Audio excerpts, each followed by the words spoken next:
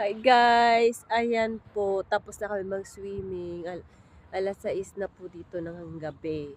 So, habang nag-aantay kami ng, ng transport namin. Nagsaing kami kasi kakain muna kami, mga nagutom. Galing kasi kami sa dagat.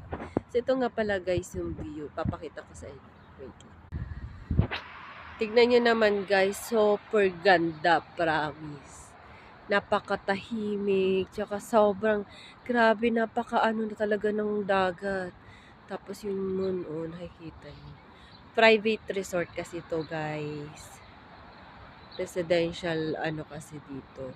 So, ayan, sobra na marirefresh talaga yung utak mo, mawawala ka sa konting problema, yung mga ganun. Kaya malaking pasasalamat ko pa din sa Panginoon kasi binibigyan kami ng chance na makapagpasyal sa mga magagandang views.